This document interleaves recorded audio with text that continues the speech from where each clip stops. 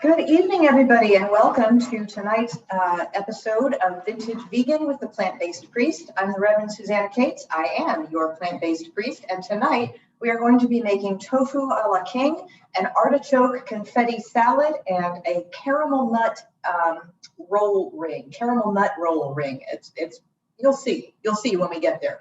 So I was telling a couple of folks earlier today that when I was a kid, my mother never made chicken a la king. But I had a friend whose mother did.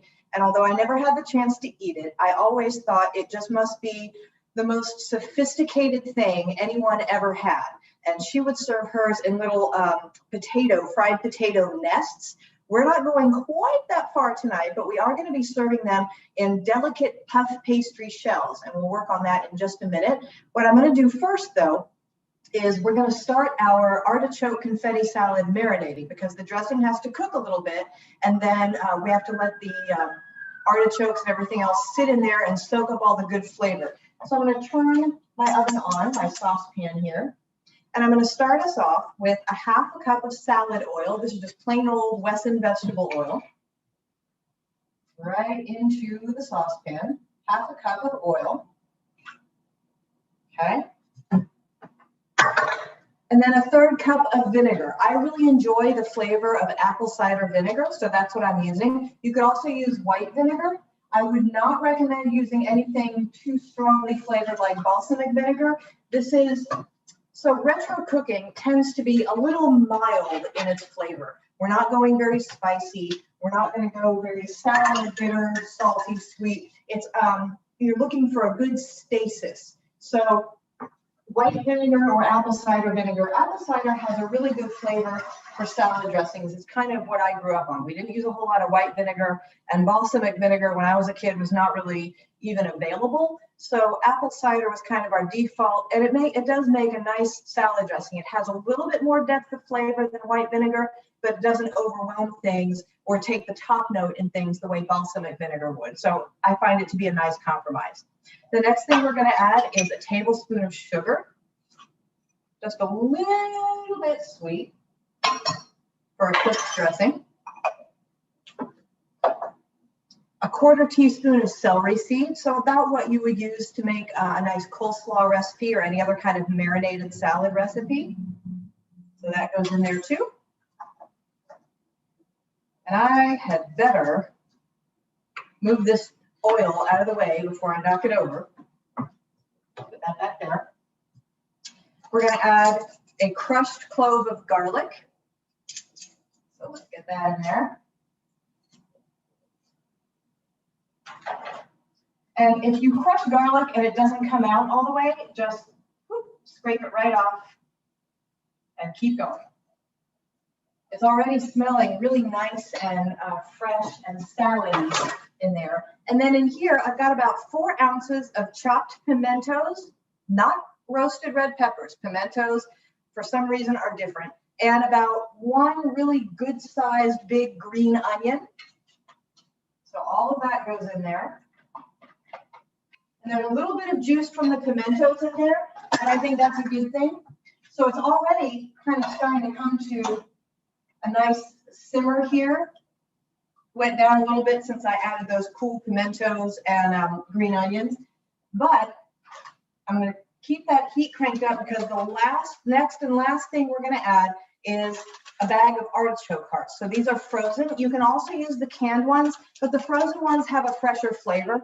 If you are really looking for a lot of work to do, I suppose you could get fresh artichokes and steam them and eat the leaves off of them and then cut the heart out of them and use them. But probably better just to use the frozen ones. So we're going to add almost the whole bag. The recipe calls for 9 ounces. This is a 12-ounce bag. So I'm going to add almost the whole bag, but we'll save the others for in future salads someday. And we're going to stir those into the dressing with just a little pinch of salt. Okay. And we're going to simmer that until the artichokes are tender. So while that's going, I'm going to turn on this saucepan over here so we can start our tofu a la king. Now the recipe, the original recipe for tofu a la king, well, okay, there is no original recipe as far as I know for tofu a la king. The recipe for chicken a la king calls for cream of mushroom soup, but we're not going to do that. We're going to make a cream mushroom sauce and then add some chewy baked tofu to it along with the pimentos and the green peas that are sort of the hallmark of an a la king dish. But we're going to start with a little bit of olive oil in a nice heated pan.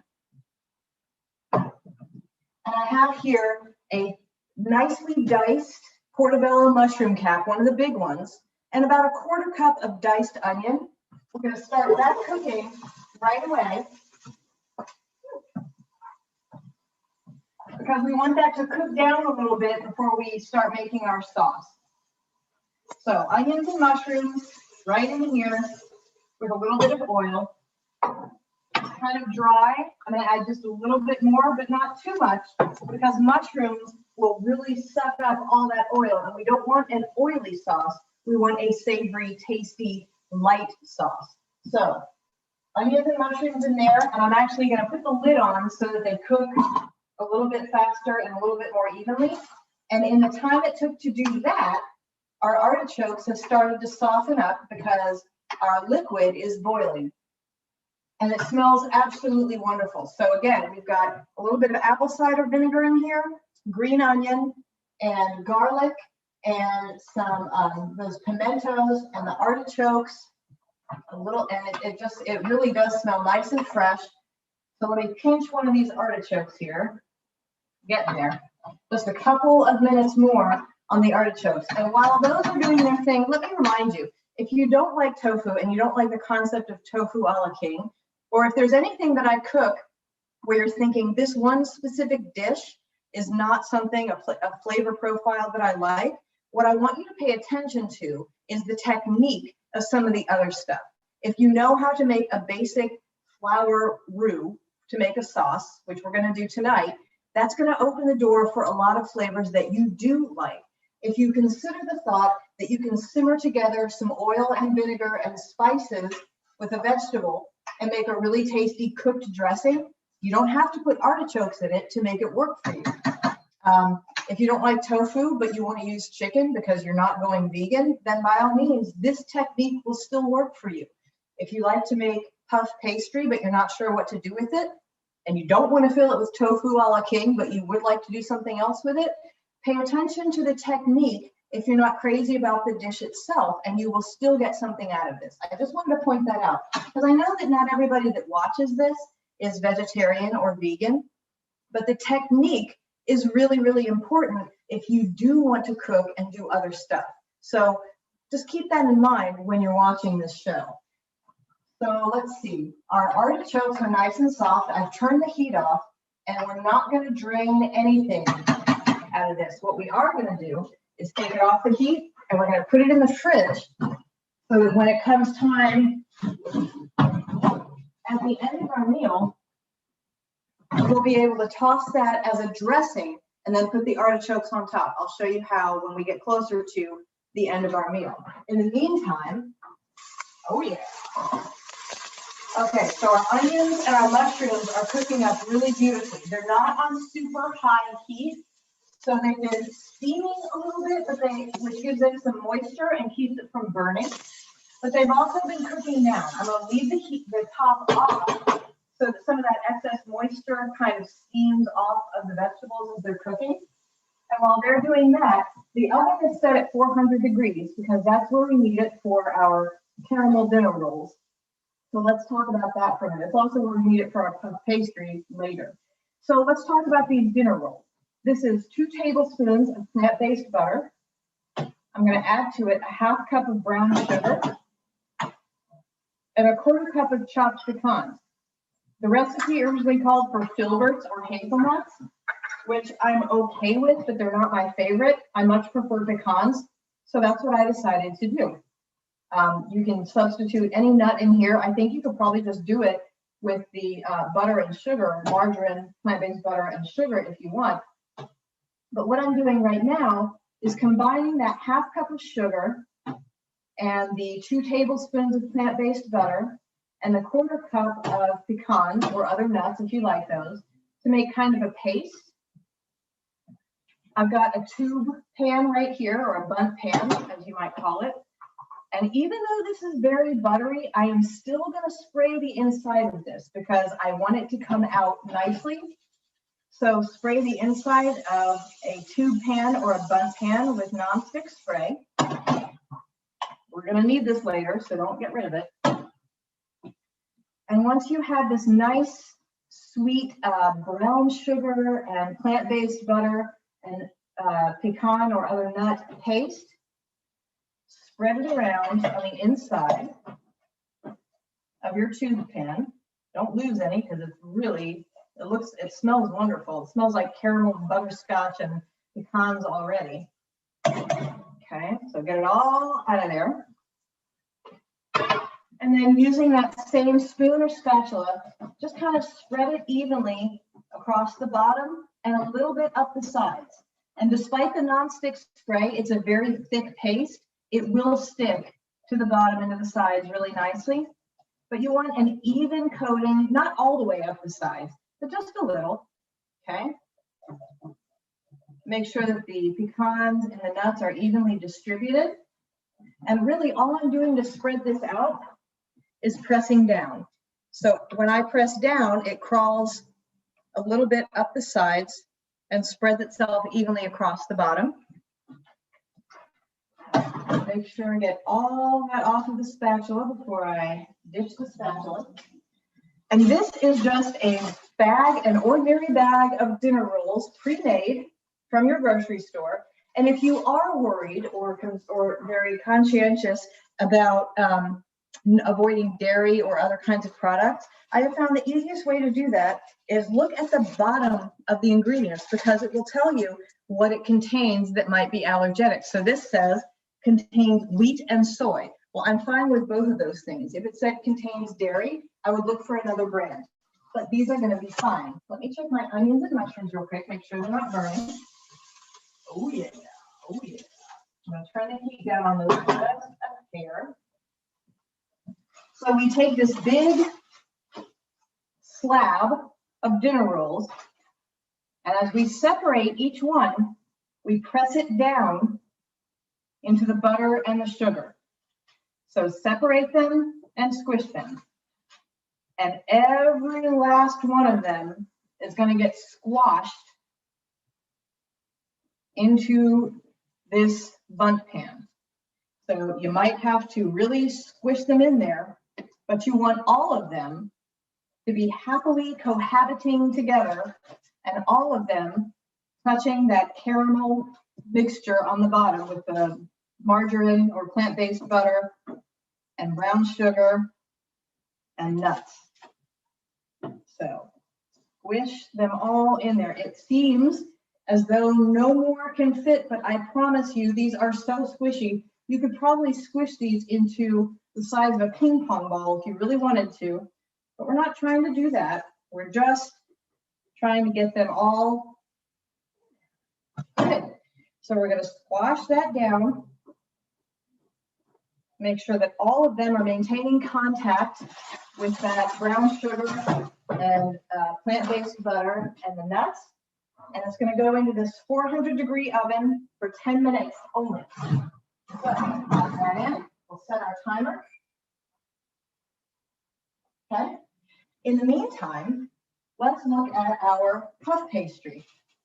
So they do sell puff pastry shells.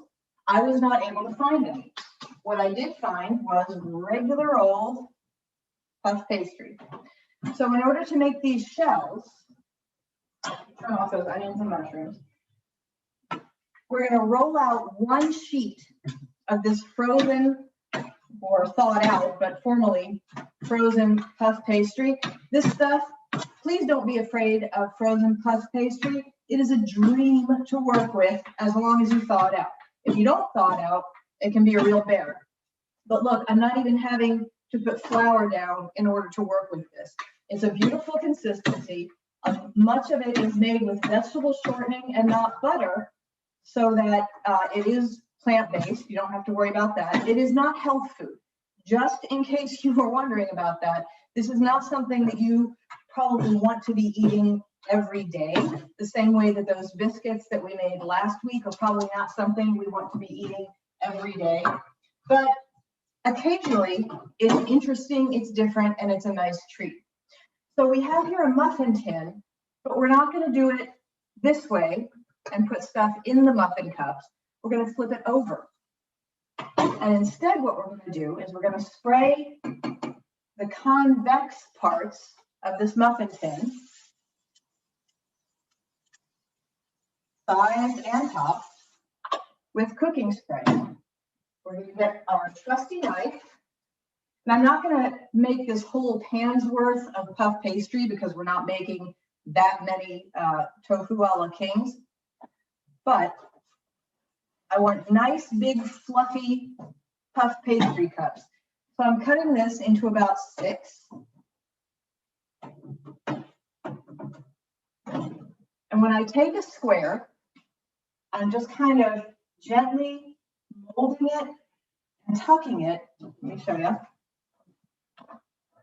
around the top of that cup, of that muffin cup, so that when it bakes and I take it off, it will be a little bowl made out of puff pastry. So I'm going to make a few more of these. And luckily for us, these also bake at 400, so I don't even have to change the oven. So you see, I'm just fitting them on there, and I want them to have big spreading corners. I want it to look fun and dramatic and interesting. So I'm stretching a little bit and I'm pinching a little bit so that we get a nicely shaped cup, but also really big, fun, flared elements at the corners. I'm not going to make all of them because, again, I can't eat that many. Well, I could, but I shouldn't. And then the last thing I'm going to do, once they're on the muffin cups like this, I'm going to take a fork and just poke holes in that bottom so that it doesn't fluff up too much. Okay? But I'm not going to do that to the rest of it because I want it to be, like I said, really fun and flared out and dramatic. So we're going to let those sit for a minute because they only bake for about 10 to 15 minutes in a 400-degree oven. You know what? I will go ahead and put those in because this is a meal actually so far that comes together pretty quickly. So I'm going to sneak those right on that bottom rack. And once the caramel nut bread is done, I'll just bump the timer up for another few minutes. So what I have in here are these cooked onions and mushrooms that are going to make part of our tofu a la king. I'm going to remove them from the pan, but I'm going to use the same pan to make the sauce. Or actually, it's not just the sauce, it's the whole dish, because I want the flavor of the onions and the mushrooms to kind of linger in this pan. So I'm not going to wash it out or anything. I'm just going to pop it right back onto the stove and start it off on medium-low heat. So this is a lesson that I cannot teach enough and that I don't think people can learn enough. This is a flour-based sauce. Most sauces, mother sauces in particular, which is to say bechamel sauce, velouté sauce, a few other sauces are roux-based. So roux is a butter or fat, any kind of fat, but usually butter, and flour-based. This is plant-based butter, of course, but it's going to work the same way. It would also work with olive oil. It would also work with regular vegetable oil. What you want to do is to start your sauce, if you're making a roux-based sauce, is to have fat and then an equal amount of flour mixed into it to form a kind of paste. That's what's going to make any sauce thick. When you mix a liquid with it, that liquid, which in this case is going to be oat milk, you could also use broth, or if you're not going vegetarian or vegan, you could also use milk or even cream if you want a really, really heavy, thick sauce. But the liquid should be cold, or at least room temperature. That's going to help avoid lumps. If you add hot to hot, it's more difficult to stir out all of those lumps. So the fat, which in this case is 2 tablespoons of plant-based butter, when that melts, we're going to add an equal amount, 2 tablespoons of flour. We're going to let that cook a little bit, and I'll talk about that while we're cooking it, while we're stirring it. And then we're going to add a little bit of cold, in this case, oat milk, a little bit by a little bit. And I'll show you each stage of the way what the sauce is supposed to look like. If you can master, and it's really, if I can do it, believe me, you can. If you can master making a very basic white sauce like this, you can add anything to it. You can add any spice or flavor, or you can add cheese or other ingredients. We're going to add back the mushrooms and the onions and a few more things later. But once you master this basic technique of making a sauce, you can really make just about anything. So it's worth it. It really is worth it to learn how to make this. So to this 2 tablespoons of melted fat, I'm going to add 2 tablespoons of all-purpose flour. And I'm just going to cook all of that together, the fat and the flour, along with some of the residue of the mushrooms and the onions that were cooked in here. It's going to give it a very nice flavor even before we add anything else to it. But just make sure all of the flour soaks up all of that melted fat, whatever your melted fat was. And we're not going to cook it very long. You want to cook it a little bit so that it doesn't have a raw, floury kind of taste. But I did a quick video on this a couple of weeks ago and shared with everybody that watched that, and I'll share with you too. I've never made a sauce that tasted like flour. So better to err on the side of cooking it a little bit too little, because what you experience is the longer you cook this paste right here, and it's hard for me to show you the consistency on this camera, I know. When you stir it though, it foams and bubbles up. It's really kind of cool. But the longer you cook it, the less thickening power it has. So pretty much as soon as all of the butter and fat, or flour and fat, has been incorporated in there, I get my whisk and I get my liquid.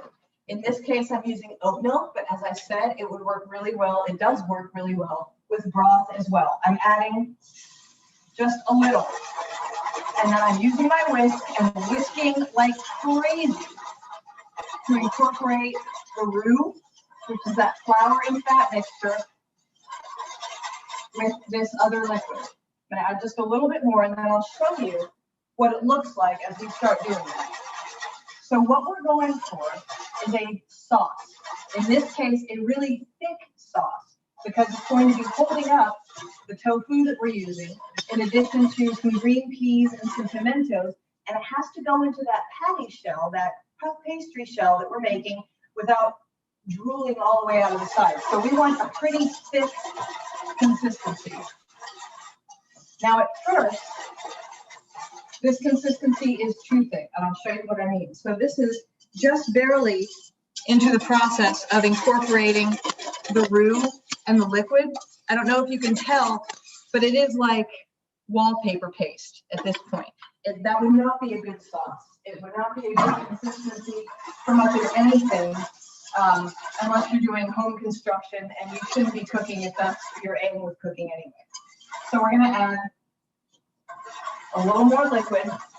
The whisking is key, because that's what prevents it from getting all lumpy and gross. And we're going to turn it up just a tiny bit, not even quite to medium, but we do want it to start cooking out a little. So let's check on our caramel rolls, because that one little beep we just heard, and that one, was to let us know that the rolls are done. And that makes sense, because quite frankly, those dinner rolls were already cooked. We're just melting all of that butter and sugar into them. And I'm going to move our puff pastry up to the top, okay? And then I'm going to set that for about 6 minutes. And then we'll see where our puff pastry is when we're done with that. So our sauce is cooking. Still quite thick, but I know that what I'm going to add to it has a high water content, which is to say, for our chicken or our tofu a la king, peas and pimentos. Now, I saw a lot of recipes for a la king with peas. I saw another lot of recipes for a la king with diced green peppers. I prefer peas in general, and I also think it looks kind of nice when you have square diced something, in this case pimento, and bright green round something, which in this case is peas. I kind of like the contrast. But as I said, these are both relatively high water content. So until I add these and make sure they're incorporated and have added their own liquid to my sauce, I'm not going to put in more liquid because I don't want it to be too runny. I will probably have to add a little bit more of that oat milk, but we're getting to a consistency that's going to work really well and hold up really well in those puff pastry shells. So the other thing that I'm going to add, of course, is tofu a la king. It's some chewy baked tofu. So a little while ago, what I did was get some tofu that had been frozen and then thawed out and pressed out. So as much liquid as possible got squished out of it, diced it up, and I put it in just a little bit of olive oil and soy sauce and poultry seasoning. Why? Because poultry seasoning, while it's not made from actual poultry, has all of the flavors, herbs, and spices that we associate with eating chicken or eating stuffing. And so when we taste them, our mind doesn't say, this is tofu. It says, oh, this tastes like chicken. This is a handy thing to know if you are going for a vegetarian or vegan lifestyle. So all of this was baked at, again, 400 degrees, 15 minutes, flip them over, about 10 minutes more, so that it can go in here. And this is what's going to substitute for our chicken. So this is what makes it tofu a la king instead of chicken a la king.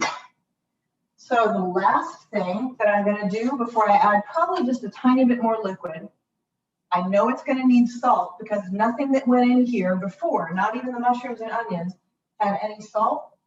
The other thing I'm going to do is add a little bit more of that poultry seasoning again, so that we can sort of fool our meat-eating mind into thinking that this is something meatier than it is.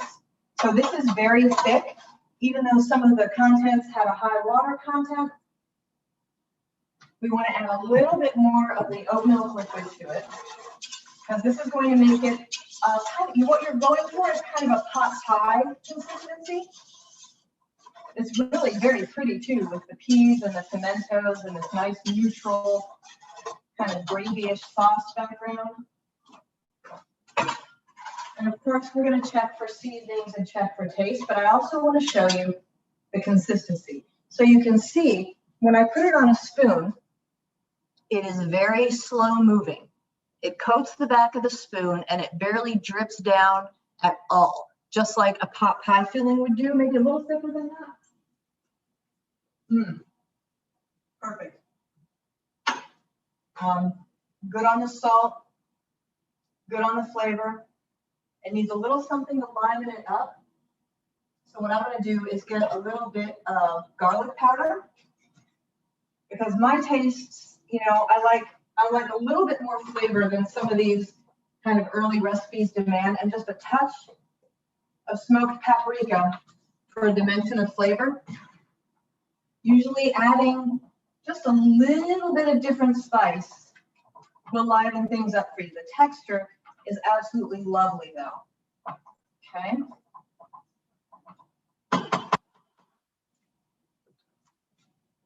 And we're going to add back the mushroom and onion.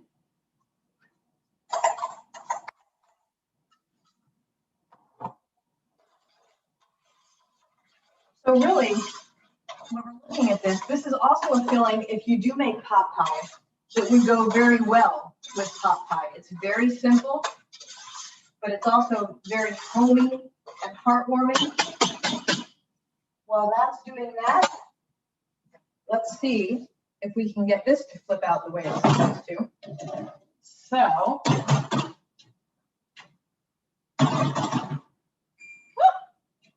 yes, goodness, there it is. We're going to get some of that filling or some of that topping ended up sticking a little bit, but we can just pat that right back on the top. I'm inclined to think it didn't quite melt all the way, or it just stuck to the pan a bit.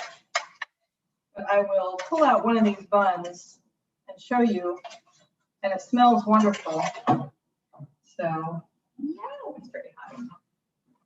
So here you can see just how quick and easy that was. 10 minutes in the oven, and we have these wonderful caramel pecan rolls. And let's take a look at our puff pastry and see if those are ready to be dealt with, because the filling certainly is.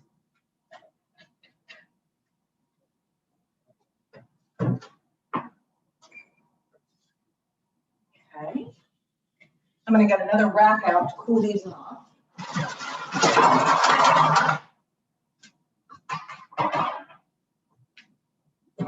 Oh, yes. Oh, this is so exciting. These are going to be so fun. So here we have our puff pastry cells, beautifully cooked. I'm going to go ahead and turn the oven off, and we're almost ready to have dinner. The only thing we need is our salad. So I'm going to get a salad bowl.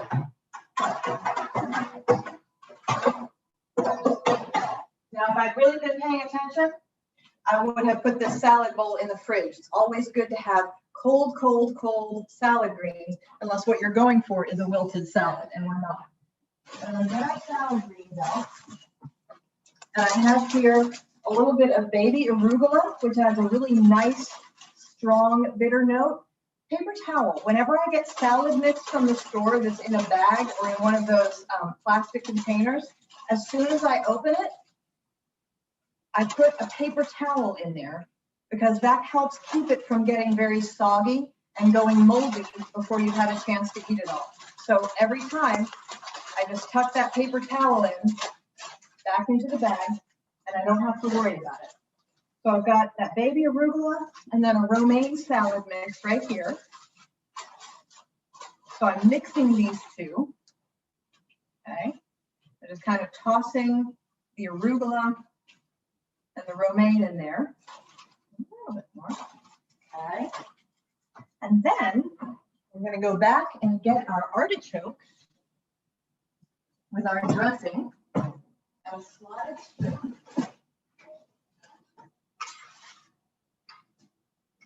Oh, it smells wonderful. Very rich. And we're just going to pile the artichokes and the pimentos. And don't forget, there are also green onions in here and a number of other things. So we're going to kind of pile that on. And then we're going to take a couple of forks and give it a good toss and see how much that liquid just from the artichokes gets into our greens. And if we want a little more dressing on this, which I do, all we have to do is pour just a little bit more on there. And now we have a fully dressed artichoke and greens salad. Then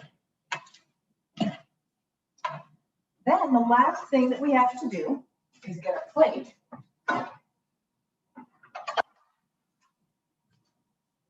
We're going to grab one of these puff pastry shells. Oh, this is so cool. Look. See? It's got this wonderful little indentation in there of our puff pastry. I'm going to take our spoon, and I will take our tofu a la king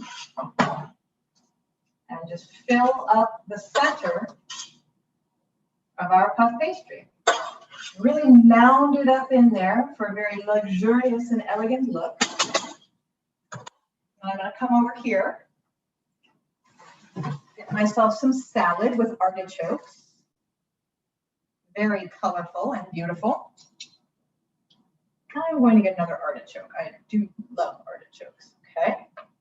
And then I'm going to come over here and get one of the goopiest, maybe two. They're so yummy. Okay, get one of these nice goopy caramel pecan rolls. And this is our elegant dinner. So we have our tofu a la king here. We have our artichoke salad here. We have our caramel pecan rolls here. And look, guys, it's just now past 6:30. Let's try this and see if it's as good as it looks. So I'm going to try the salad first. Make sure I get some of the artichoke and some of the, all right, so here's our good mouthful of salad.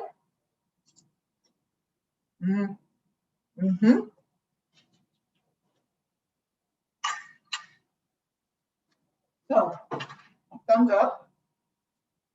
Very good. Needs more salt, which is easy enough to fix because I have the salad right here.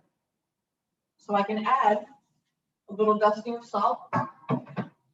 And you know, because I'm crazy like that, I'm going to add a little dusting of fresh ground pepper. And that's going to make all the difference in my future plates of salad. But the flavor itself is delightful. Now, for the tofu a la king, I'm going to pinch off a corner of this puff pastry with my fork. And I'm going to get a good forkful of the mushroom, pimento, tofu, green pea gravy.